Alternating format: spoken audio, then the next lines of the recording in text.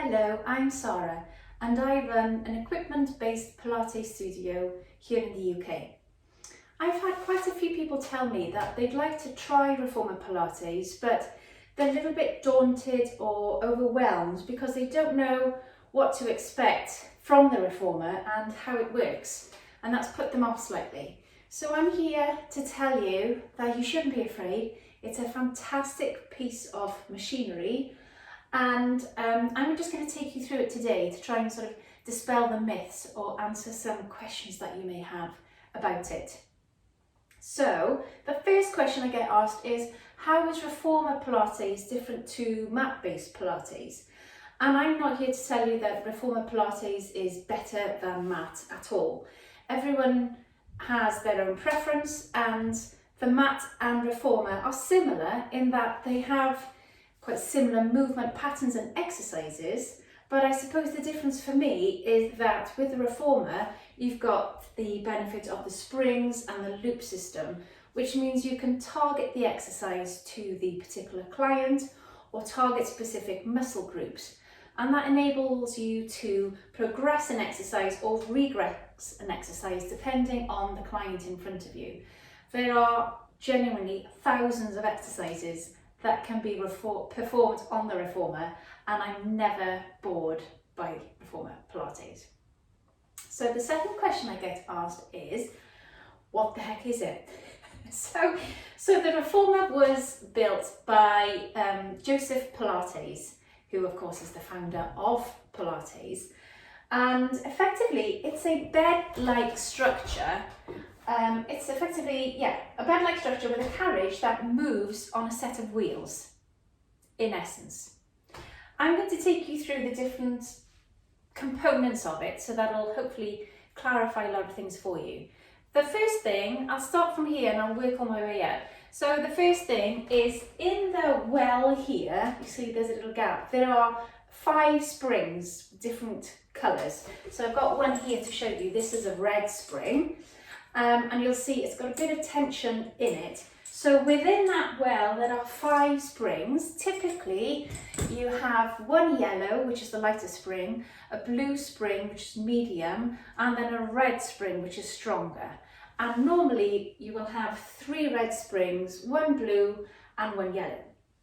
So don't worry about which spring setting you should be using for any exercise, because any Pilates instructor will tell you which spring you need for the exercise. So don't worry about that, just know that the springs are there. And depending on the exercise, the springs have particular meaning. So for example, if you want to work the core, you'd normally put on a lighter spring, whereas if you want to work the larger muscles like the legs, you'd probably put on, say, for footwork, 3 reds or 3 reds and a blue. And again, your Pilates teacher will tell you which one to pop on. So those are the springs. Now the springs work on the foot bar, because often you'll be pushing against it. So if I'm lying down here, I'll just show you, on my carriage with my shoulder pads, the foot bar is here, and you would normally be pushing away and back in to do something called footwork. And footwork is normally a way that you just warm up the bottom half of your body in order to get ready to launch into the full exercise of Pilates class. So those are the springs that work on the foot bar. The springs also work on the loops. So you'll have some loops attached at the back of the machine here, and you'll see I've got some little loops and some larger loops here.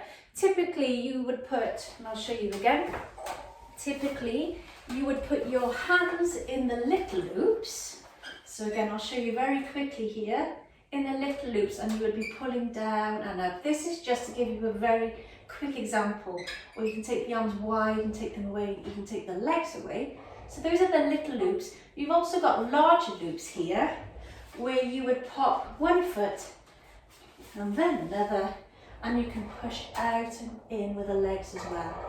Or maybe do some leg circles to try and get some hip mobility. So that's how the spring system works on the loops and the foot bar.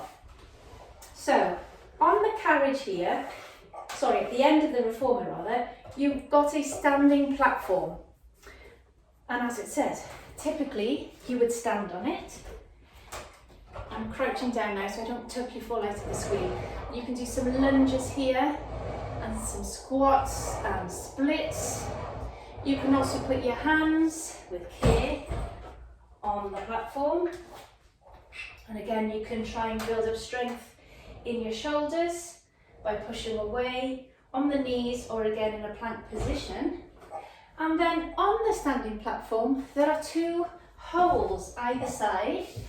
So I will drop down the foot bar because this foot bar moves up and down.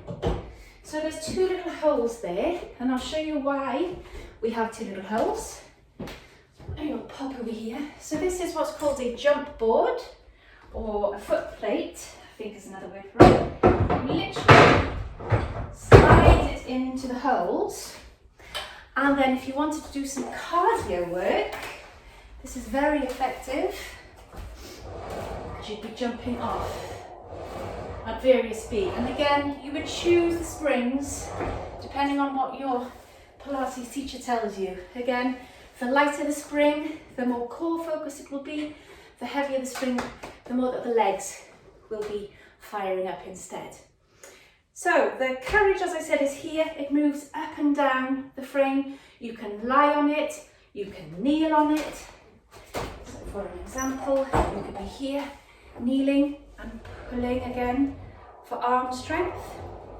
You can also be standing on it to work on your balance, but that takes a little bit of time, but it's certainly great as we age to work on our balance.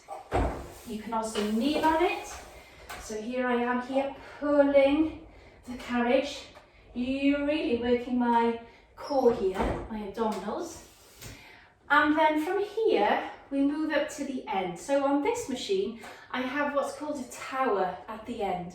On most reformers, they won't have that attached. It will just be 2 effectively poles that you can hold on. And again, you can always pull yourself and release yourself if you want to try and work the chest and the upper shoulders. Now, this machine is a little bit different to normal reformers. It's called the Allegro 2 reformer.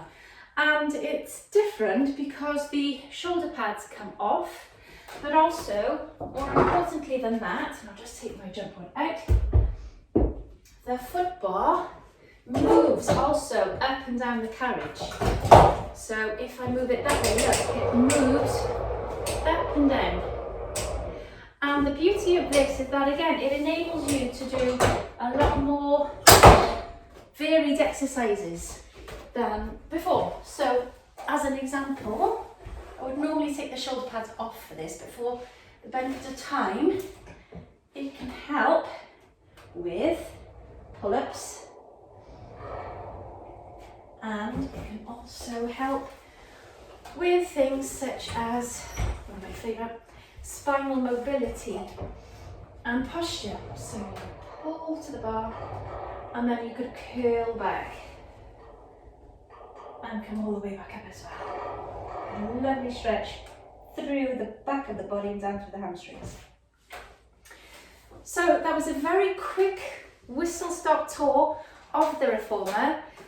Hopefully I've answered most of your questions. In terms of can you get fit doing Pilates? Yes, you most certainly can. To be honest, you would need to do it, I would say, 2 or 3 times a week to see a real difference. But even if you do it once a week, and some of my clients do only come once a week, they feel such a difference in their own body. Not only are they able to stand taller, but they feel stronger from head to toe, and they also feel calmer. They've been able to connect their mind and their body as one, and they always leave the studio happier and lighter than when they came in. So hopefully this will inspire you to engage with Pilates, give it a go, and I really hope you enjoy it.